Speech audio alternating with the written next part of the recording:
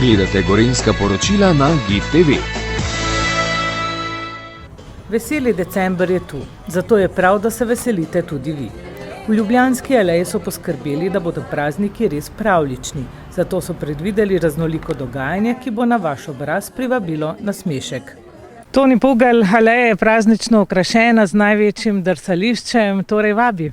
Tako je, aleja vabi. Letošnje leto smo drsališče še povečali na 1000 kvadratnih metrov in 140 metrov stez.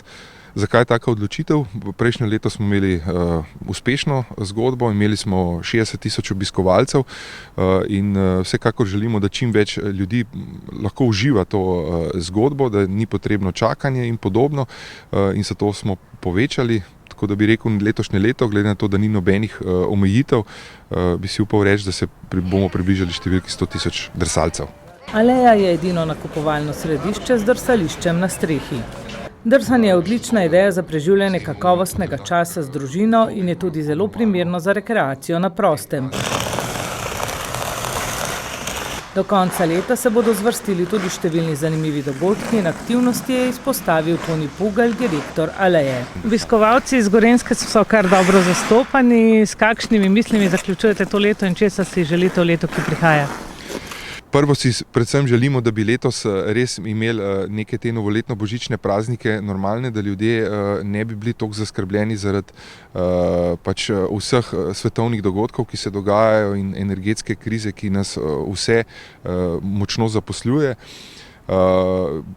In podobno tudi za naslednje leto, predvsem, da bodo ljudje v vsem tem času najdli tudi momente za sebe, da se bodo, recimo, če je drsanje to, je ena izmed točk, kjer lahko spustijo svoje misli in se prepustijo okolju in pa druženju s prijatelji in svojo družino. Poslovno pa seveda, da bomo imeli čim več obiskovalcev, ki bodo veseli zapuščali našo alejo. V tem času lahko obiskovalci pričakujejo tudi pester program na drsalkah. Že sam koncept, ko smo postavili, tudi same strehe, ko smo jo naredili, smo že takrat v štartu rekli, da pač danes nakupovanje ni samo trgovine imeti, pa mogoče nekaj gostinstva, ampak je treba imeti vrhunsko gostinstvo, da se ljudje pridejo in imajo več možnosti izbire, kot tudi neko dodatno ponudbo. Ali je to športna aktivnost, ali je to glasbena aktivnost, ali so to koncerti. Treba je, da se stalno nekaj dogaja in s tem se ljudje tudi nekako najdejo tukaj noter in na koncu imamo vsi neko lepo zgodbo. Torej sedaj pa drsalke gor in gremo. Ja, drugega ni. Aleja vabi na drsanje.